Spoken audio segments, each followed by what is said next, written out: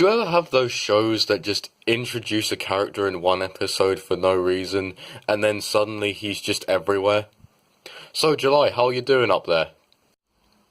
I'm kind of freaking out. Please, can we be friends, please?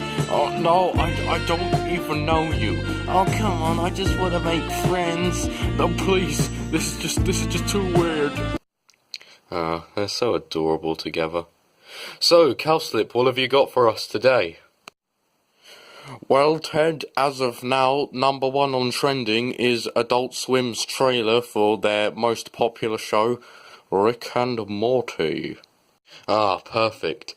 So, since the new season of Rick and Morty is now only 30 days away, which by the way is my birthday, and since we're on the subject of reoccurring characters, I thought it would be cool to go over my picks for the top 10 characters we want to return in Rick and Morty Season 3. Just a heads up that this video may contain spoilers for the first 2 seasons of Rick and Morty, so if you haven't seen it the whole way through, I recommend you stop watching this video now, go over and watch it, and then come back. But for the rest of us who are caught up, just sit back, relax, and enjoy the countdown. You can run, but you can't hide, bitch. The whole thing about making scary Terry doesn't really work with a British accent.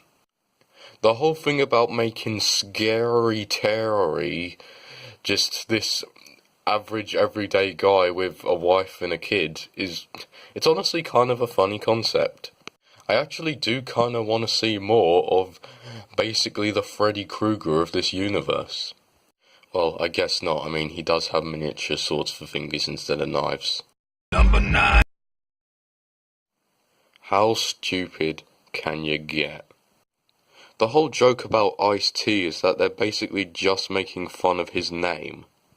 But from doing that, they've somehow created one of the greatest origin stories of all time. I am actually hoping that we get to see more of Water T on his mission to, as they put it, crunch the numbers. So dumb yet so amazing, I love it.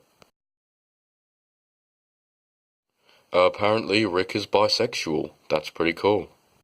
In the episode Autoerotic Assimilation, we're introduced to Rick's girlfriend, or, well actually I guess she's not really a girlfriend, because it's a hive mind.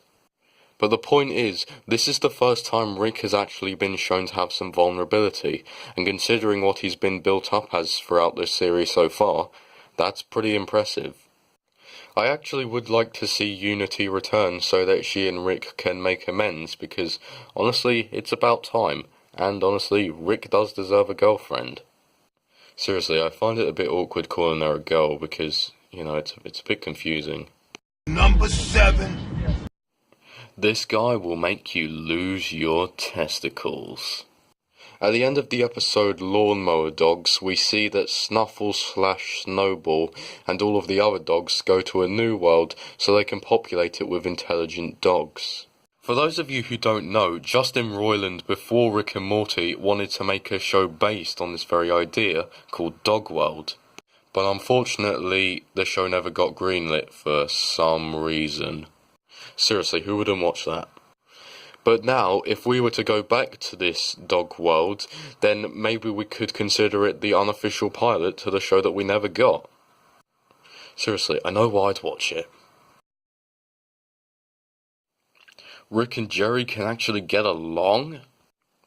I'm actually surprised not that many people talk about Doofus Rick.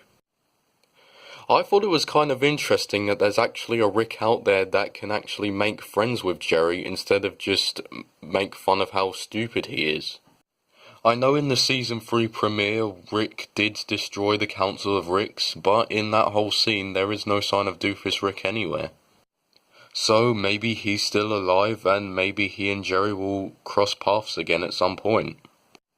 And don't worry, this isn't the last Rick or Morty clone on this list.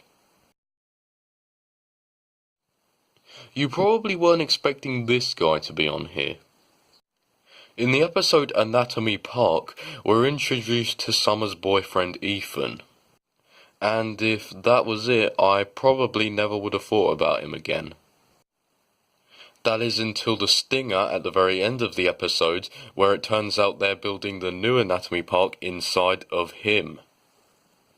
And since the new Jurassic Park film, Jurassic World, has come out, I see this as a huge window of opportunity. Anatomy World is finally open to the public. Morty and Summer are forced to spend the week there, but they accidentally release hepatitis A, which is part hepatitis C or something, which for some reason no one's able to figure out. Maybe Rick can bring a Lego Emmett piece to life so that he can run the place, and he's voiced by Chris Pratt. Come on guys, don't waste this opportunity, there's something cool here. What happens when you combine the DNA of two polar opposite historical figures? I know technically Abradolf Linkler did die at the end of the Season 1 finale, but the stinger implies that he's still alive and he's still looking for revenge on Rick. I'm hoping for some good father-son drama if they are to reunite again in the future. This episode got really dark really fast. If Mr. Poopy Butthole actually is real, it does kind of make you wonder, how the hell is he a friend of the family? And how is he able to break the fourth wall in the Season 2 finale? The only other person we've seen do that is, well, Rick. Is it possible that Mr. Poopy Butthole is a member of Rick's wanted men, along with Bird Person and Squanchy? I don't know, but there's certainly a lot of potential with this character. I can't be the only one who wants a Meeseeks box. Mr. Meeseeks has been a fan favourite amongst the community, and you can definitely see why. For one thing, he seems to be the only character that hates existence more than Rick, which is very difficult to do. He also has one of the most memorable lines of the series, which you all know, and I'm not going to irritate you with it because it is pretty annoying after a while. We're all waiting for this guy to make his triumphant return so he can do something even crazier than the last time. And the number one character that I want to return in Rick and Morty Season 3 is...